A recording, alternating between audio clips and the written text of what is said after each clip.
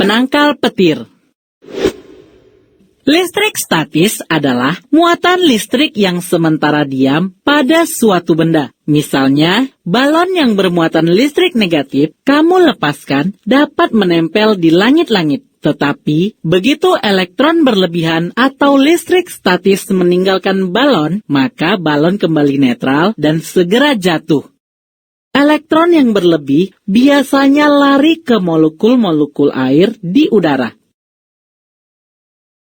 Hal ini yang menyebabkan mengapa percobaan memberi muatan listrik statis pada suatu benda dengan cara menggosok harus dilakukan saat udara kering karena hanya mengandung sedikit air. Jika udara lembab atau banyak mengandung molekul air, percobaan bisa gagal karena elektronnya segera lari ke muatan air dalam udara.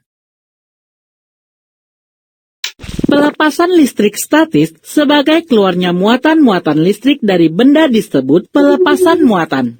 Pelepasan muatan kadang-kadang berlangsung perlahan dan tenang, tetapi kadang-kadang berlangsung cepat dan disertai dengan suatu kejutan, percikan cahaya atau kilat, atau bisa juga disertai bunyi ledakan. Salah satu pelepasan muatan yang alami adalah petir. Di awan badai yang gelap menjulang, ada arus udara yang berhembus kencang yang menyebabkan partikel-partikel di dalam awan, termasuk debu, garam dari lautan bertabrakan. Seperti ketika kamu menggosok sisir plastik dengan kain, partikel-partikel yang saling bertabrakan melepaskan elektron. Partikel yang kehilangan elektron menjadi bermuatan positif. Dan partikel yang mendapat penambahan elektron bermuatan negatif.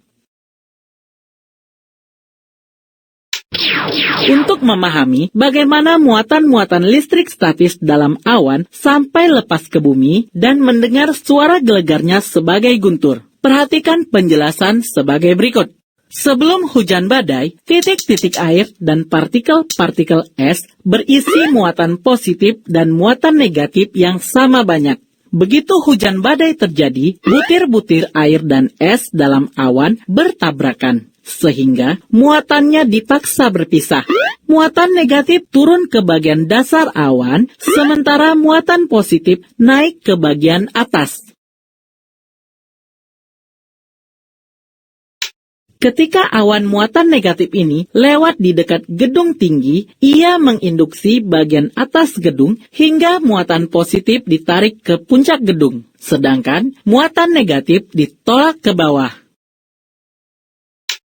Karena muatan tidak sejenis tarik-menarik, maka dengan segera elektron atau muatan negatif dari awan badai melompat ke bagian atas gedung tinggi. Kita sebut gedung tinggi terkena sambaran petir. Pada saat elektron melompat melalui udara, dihasilkan cahaya sangat kuat dan panas. Panas ini menyebabkan udara menghasilkan bunyi keras, yaitu guntur yang kita dengar.